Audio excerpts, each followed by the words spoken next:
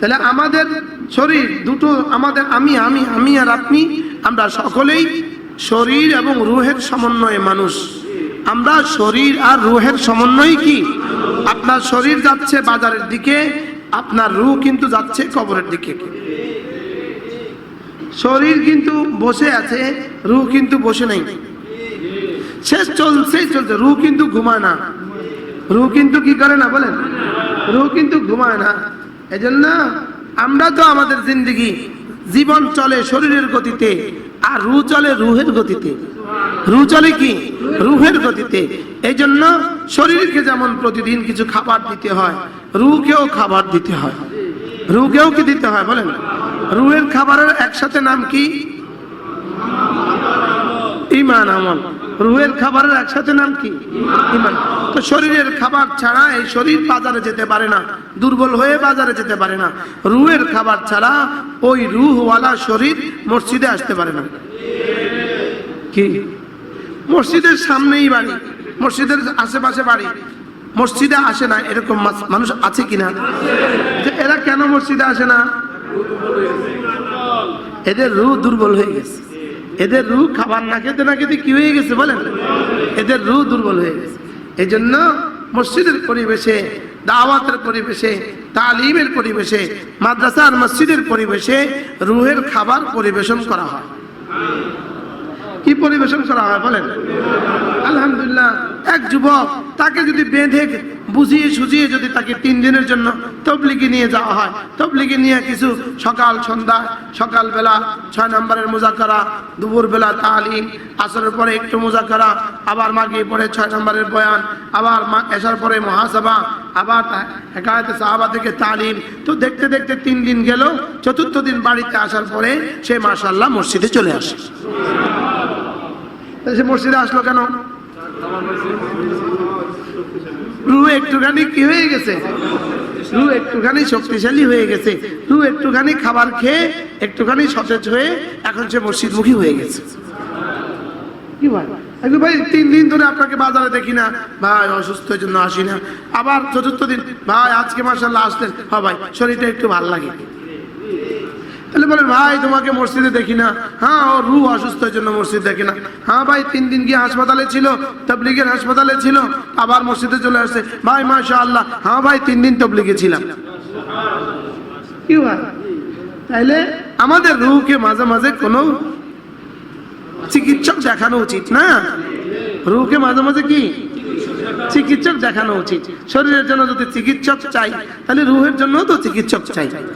শরীরের জন্য যেমন চিকিৎসক আছে, রুহের জন্য কি আছে বলেন? চিকিৎসক আছে, ডাক্তার আছে। এই জন্য সারা বাংলাদেশের যত হাসপাতাল আছে, আপনাদের ঢাকা শহরে যত হসপিটাল আছে, কোনো হসপিটালের গায়ে রুহ স্পেশালিস্ট কোনো ডাক্তার নাই। কি বলছি বলেন? না, রুহ স্পেশালিস্ট কোনো ডাক্তার কি এটা তৈরি হয় নাই পৃথিবীতে। রুহ স্পেশালিস্ট ডাক্তার তৈরি হসপিটালেই তৈরি হয় নাই। এই জন্য রুহের স্পেশালিস্ট হলো উলামায়ে কেরাম। বলেন রুহের স্পেশালিস্ট কি বলেন? উলামায়ে কেরাম হলো রুহের স্পেশালিস্ট। আর কোরআন আর হাদিস হলো রুহের খাবার। রুহের স্পেশালিস্ট হওয়ার সিলেবাস, সুবহানাল্লাহ। কোরআন আর হাদিস হলো কি? রুহের স্পেশালিস্ট হওয়ার কি সিলেবাস। আল্লাহ তৌফিক দান করেন। এই জন্য মাদ্রাসা হলো ফ্যাক্টরি। বলেন মাদ্রাসা কি? মসজিদ হলো গোডাউন। আমরা যারা খতিবরা আছি, আমরা হলাম হোলসেলার। আমাদের তাবলীগের সাথীরা খুচরা বিক্রেতা। আপনারা হলেন ভোক্তা, জনতা। আপনারা কি বলেন? তাহলে দেখেন, ভোক্তা, হোলসেলার, আরে ভোক্তা, খুচরা বিক্রেতা, হোলসেলার, গোডাউন, ফ্যাক্টরি। মাদ্রাসা ফ্যাক্টরি। মাদ্রাসা ফ্যাক্টরি। মাদ্রাসা কি? ফ্যাক্টরি। এখানে এখানে ফ্যাক্টরি, এখানে রুহের ডাক্তার তৈরি হয়। সুবহানাল্লাহ। এখানে রুহের ডাক্তার কি হয়? এখানে রুহের ডাক্তার তৈরি হয়। সুবহানাল্লাহ। এই যে আমাদের 3টা ছেলে আজকে পাগড়ি নিল, আচ্ছা এদের বয়স এক একজনের কত হবে? 10-12। আচ্ছা, যারা এদের বয়সী, একই সময়ে জন্ম হয়েছে, এদের বয়সী চাচাতো ভাই, মামাতো ভাই, ফুফাতো ভাই বা পাড়া প্রতিবেশী, একই বাড়িতে ভাড়া থাকে, এরকম এদের বয়সী বাচ্চারা আরো আছে কিনা, যাদেরকে মাদ্রাসা দেয় নাই? এই 3 বছর যারা মাদ্রাসা না পড়ে অন্যখানে পড়ছে, আপনি আপনার ইমানদারিতে বলেন তো ওরা ওখানে কি কি শিখছে? মোট এই 3 বছরে মোটামুটি ওরা কি কি শিখছে? আপনি কিছু বলছেন? এই 3 বছর ওরা কি কি শিখছে? ওরা কি ইংরেজি খুব পারে? বলেন, ওরা কি ইংরেজি খুব পারে? ওরা কি বাংলা অনেক বেশি পারে? ওরা কি সমাজ বিজ্ঞান খুব পারে? ওরা কি ভূগোল খুব পারে? ওরা বাংলা ব্যাকরণ খুব পারে? ওরা ইংরেজি গ্রামার খুব পারে? ওরা অঙ্ক খুব পারে? তা আমাদের 3 বছর আমাদের বাচ্চারা কোরআনে কারীম সুবহানাল্লাহ বলে হেফজ করে ফেলছে। ও যখন পাগড়ি দিচ্ছিলাম আমি ওনাকে বলছিলাম, হ্যাঁ আমরা তো পারলাম না। হ্যাঁ, ওরা তো 3 বছরে হাফেজ হয়ে গেছে। কি ভাই, ও তো 3 বছরে কি হয়ে গেছে? হাফেজ হয়ে গেছে, আমরা তো পারি নাই। আপনার ছেলেকেও যদি আপনি দেন, আপনার মেয়েটাকেও আপনি দেন, আপনি তো নিজেই শুনলেন ওখানে কিছু পারে না আর এখানে খুব পারে। আপনি নিজেই তো বললেন ওরা বাংলা খুব পারে এমন না, এরাও বাংলা পারে। ওরা ইংরেজি খুব পারে এমন না, এরাও এই পরিমাণ ইংরেজি পারে। ওরা অঙ্ক খুব পারে এমন না, এরাও এই পরিমাণ অঙ্ক পারে। ফাঁকে ওরা কোরআনে কারীমের বিসমিল্লাহও পারে না, এরা পুরা কোরআনে কারীমের হাফেজ হয়ে গেছে। কি হয়? এখন আপনার 7 বছরের মেয়েটাকে যদি আপনি দিতে পারেন তো কেমন হবে? হ্যাঁ, ও জিতবে, আপনিও জিতবেন। আপনার 7 বছরের ছেলেটাকে যদি আপনি দিতে পারেন তো আপনার কেমন হবে? আপনিও জিতবেন, ও জিতবে। আসলে 1 নাম্বার জিতবেন আপনি। হ্যাঁ, শুধুই চোখ বন্ধ হইতে দেরি হবে, শুধু চোখ বন্ধ হলেই টের পাবেন আপনি কোরআনওয়ালার বাবা, আপনার দাম কত। আপনি কোরআনওয়ালার মা, আপনি কোরআনওয়ালার দাদা, আপনি কোরআনওয়ালার নানা, আপনি কোরআনওয়ালার চাচা, ওদিন টের পাবেন যে কোরআনওয়ালার চাচা হয়ে আপনার দাম কত। কি হয় বলেন? কোরআনওয়ালা সবওয়ালা, কোরআন হারা সর্বহারা। হ্যাঁ হ্যাঁ, যদি শতসিদ্ধ কথাগুলো আমরা আপনাদের দিলে দিতে পারতাম, আমরা আপনাদের দিলে দিতে পারতাম। কোরআনওয়ালা সবওয়ালা, কোরআনওয়ালা আর কোরআন হারা সর্বহারা। আপনি যদি নিজে কোরআনওয়ালা হন, মান করা আল কোরআন ওয়া আমিলা বিহি, মান করা আল কোরআন ওয়া আমিলা বিহি, যে কোরআনে কারীম পড়লো, ওয়া আমিলা বিহি, কোরআন মতো চললো, কোরআনে কারীম পড়লো, কোরআনে কারীম মতো চললো, সুবহানাল্লাহ। উলবিসা ওয়ালিদাহু ইয়াউমাল কিয়ামাতি তাজ। রব্বুল আলামিন, রাসূল বলেন তার আব্বা আম্মাকে ময়দানে মাশার রব্বুল আলামিন একটা টুপি পরিয়ে দিবেন। উলবিসা ওয়ালিদাহু ইয়াউমাল কিয়ামাতি তাজ। আব্বা আম্মাকে আসলে ময়দানে একটা টুপি পরিয়ে দেওয়া হবে। দাউ আহসানু মিন দাউইশ শামসি, যেই টুপির আলো হবে সূর্যের আলোর চেয়েও বেশি। রাসূল বলেন লাউ কানাত ফি বুয়ুতিকুম, সূর্যটা যদি কারোর ঘরে দিয়ে দেওয়া হয়, যেই পরিমাণ আলো বিচ্ছুরিত হবে, ওই বন্ধুর টুপি থেকে এই পরিমাণ আলো বিচ্ছুরিত হবে। এটা কোরআনওয়ালার বাবা, এটা কোরআনওয়ালার মা, সুবহানাল্লাহ। এটা কোরআনওয়ালার দাদা, এটা কোরআনওয়ালার দাদি, এটা কোরআনওয়ালার নানা, এটা কোরআনওয়ালার নানি, সুবহানাল্লাহ। এই মুহূর্তে যদি একজন মানুষ এখানে আসে, মন্ত্রী মহোদয়ের বাবা, আপনারা কি বলবেন? ইনি মন্ত্রী মহোদয়ের বাবা বলবেন কি বলবেন না? তো আমরা যদি সবাই হ্যাঁ ইনি মন্ত্রী মহোদয়ের বাবা, ময়দানে মাশরে কোটি কোটি ফেরেশতা বলবে ইনি কোরআনওয়ালার বাবা। আচ্ছা, দৃশ্যটা তখন কেমন হবে? আপনি দাঁড়ান, দাঁড়ান, দুনিয়া দেখুক। ইনি মাস্টার্স পাস কোত্থেকে? ইনি ইউনিভার্সিটি থেকে মাস্টার্স করা যুবক, আলহামদুলিল্লাহ এখন কোরআনে কারীম পড়ছেন। ব্যাংকের কর্মকর্তা ছিলেন, এখন কোরআনে কারীম শিখছেন। ভাল লাগে বলেন আলহামদুলিল্লাহ বলেন।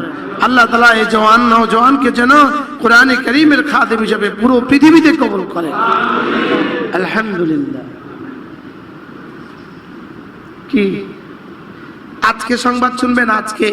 আজকে সংবাদ, আমার মসজিদে এক বাবা একটা পাগড়ি নিয়ে আসছে, পাগড়ি আয়না বলছে, হুজুর আমার মেয়েটা বুয়েটে পড়ে, আমার মেয়েটা 2 বছর আগে আমি আপনার মসজিদে জুমা পড়েছি, আপনি বলেছেন বাচ্চাদেরকে দিন শিখাতে, আমার তো আর কেউ নাই, আমার মেয়েটা বুয়েটে পড়ে, আমি মেয়েটাকে গিয়ে বুঝালাম, মেয়েটা রাজি হয়ে গেল, আমি ওকে মাদ্রাসায় দিয়ে দিলাম, ও হাফেজা হয়ে গেছে।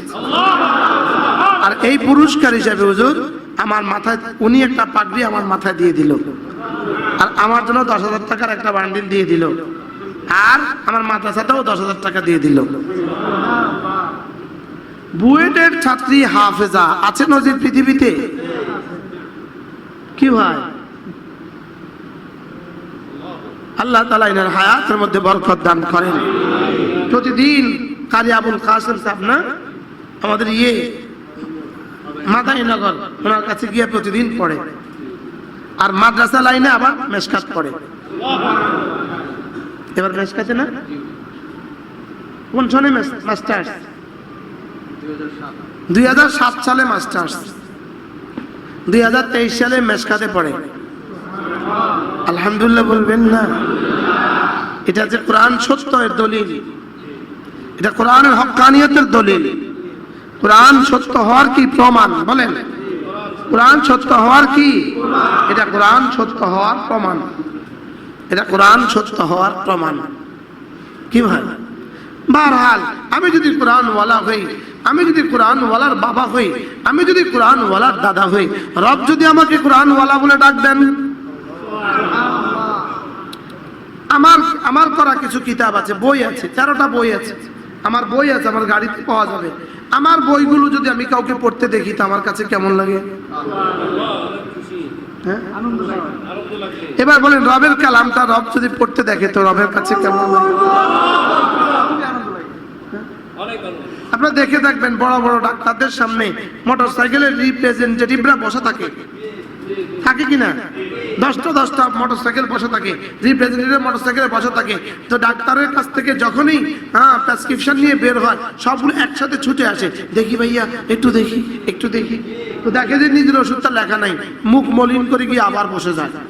একজনে লেখছে, দেখছে নিজের ওষুধ, নিজের কোম্পানির ওষুধ লেখা, তো সঙ্গে সঙ্গে ছবি তোলে, সবাইকে বলে দেখো দেখো দেখো আমারটা লিখছে। কি আপনি যদি আপনার বাচ্চাকে কোরআনে কারীম শিখান, রব বলবেন দেখো দেখো দেখো ও ওর বাচ্চাকে আমারটা শেখাচ্ছে। আচ্ছা এই দৃশ্যটা কেমন হবে? হ্যাঁ, তো ও যেমন ওর প্রতিবেশীদেরকে, ওর বন্ধুদেরকে, কলিগদেরকে বলে দেখো দেখো আমারটা লিখছে, তো আর শাহজাবির মালিক যদি জিবরিলকে বলে দেখো দেখো আমারটা লিখছে, আমারটা শিখছে, আমারটা পড়াচ্ছে, ও তার ছেলেটাকে আমারটা পড়াচ্ছে, ও তার মেয়েটাকে আমারটা পড়াচ্ছে। এবার এই লোকটার দাম কেমন হবে? হ্যাঁ, যদি না আমরা আপনাদেরকে বুঝাতে পারতাম, যদি না আমরা বুঝতাম। আমার মাদ্রাসায় এক লোক বড় ব্যবসায়ী, সে তার ছেলে ক্লাস 5-এ পড়ে, তো আমি ওকে তাশকিল করে মাশাআল্লাহ অনেক বুঝাবার পরে আলহামদুলিল্লাহ সেই ছেলেটাকে মাদ্রাসায় দিয়ে দিয়েছে। তো তার বন্ধুরা তাকে বলছিল, একটা মাত্র ছেলে, বন্ধুরা তাকে বলছিল তোর মাথা খারাপ, তুই 5-এর ছেলেটাকে নিয়ে মাদ্রাসায় দিলি। এবার কাফিয়া পড়ে সে, তো বলতেছে এতদিন মাথা খারাপ ছিল এখন ভালো হয়েছে। কি বলছে বলেন? এতদিন আমার মাথা খারাপ, এখন মাথা একটু ভালো হয়েছে। কি হয়? তাহলে আমার ছেলে যদি কোরআন ওয়ালা হয়, আমার মেয়ে যদি কোরআন ওয়ালা হয়, সর্বপ্রথম লাভ আমার হবে। লাভ কার হবে বলেন? হ্যাঁ, আল্লাহ তাআলা হাসরের ময়দানে বলবেন ইশফা তুশাফা, এই কোরআনওয়ালা, এই কোরআনওয়ালা শুনো শুনো, এই কোরআনওয়ালা শুনো, দেখো তো কাউকে জান্নাতে নিবা? কারোর কথা কি বলবা? কাউকে জান্নাতে নেওয়ার ব্যাপারে কি সুপারিশ করবা? হ্যাঁ, আমি কথা দিলাম তোমার সুপারিশ আমি গ্রহণ করব, তোমার সুপারিশ আমি কি করব? তোমার সুপারিশ আমি কবুল করব, তোমার সুপারিশ আমি গ্রহণ করব। আল্লাহ তাআলা জাহান্নামের পর্দা হটায় দিবেন, বলবে তাকাও তো জাহান্নামের দিকে, দেখো তো তোমার নিকটতম কেউ আছে কিনা। হ্যাঁ, তখন দৃশ্যটা কেমন হবে, তখন মজাটা কেমন হবে। তা কোরআনওয়ালা বলবে, হ্যাঁ এটা আমার চাচা, এটাকে দিয়ে দেন, এটা আমার ফুফা, এটাকে দিয়ে দেন, এটা আমার দাদা, এটাকে দিয়ে দেন। ওয়াজাবাত লাহুমুন নার, যাদের জন্য জাহান্নাম ওয়াজিব হয়ে গেছে এমন 10 জনকে তুলে এনে সে জান্নাতে দিয়ে দিবে। এজন্য মেরে ভাইও কোরআনকে সাথী বানান, কোরআনকে জীবনের সাথী বানান। বলেন, কোরআনকে জীবনের সাথী বানান। কোরআন এমন এক সাথী যেটা কবরেও সাথী, যেটা হাসরেও সাথী, যেটা মিজানেও সাথী, যেটা ফুলসারাতেও সাথী, যেটা জান্নাতেও সাথী। কোরআন এমন এক কিতাব যে কিতাব জান্নাতেও পড়া হবে। সুবহানাল্লাহ বলেন। পারলে পৃথিবীর কোনো গ্রন্থ, পৃথিবীর কোনো নায়ক, পৃথিবীর কোনো গায়ক, পৃথিবীর কোনো দার্শনিক, পারলে তুমিও তোমার ব্যাপারে সিদ্ধান্ত দাও যে আমার কিতাবটা, আমাদের এই বইগুলোও জান্নাতে পড়া হবে, স্বর্গে পড়া হবে, হেভেনে পড়া হবে। তোমরাও পারলে তোমাদের বইগুলোর কথা বলে দাও। না, এই কথা বলার সৎসাহস পৃথিবীর কারো নাই। হ্যাঁ, আমাদের আছে, আমাদের কিতাব জান্নাতেও পড়া হবে। বলেন, আমাদের কিতাব কোথায় পড়া হবে? বলেন, আমাদের কিতাব জান্নাতে পড়া হবে।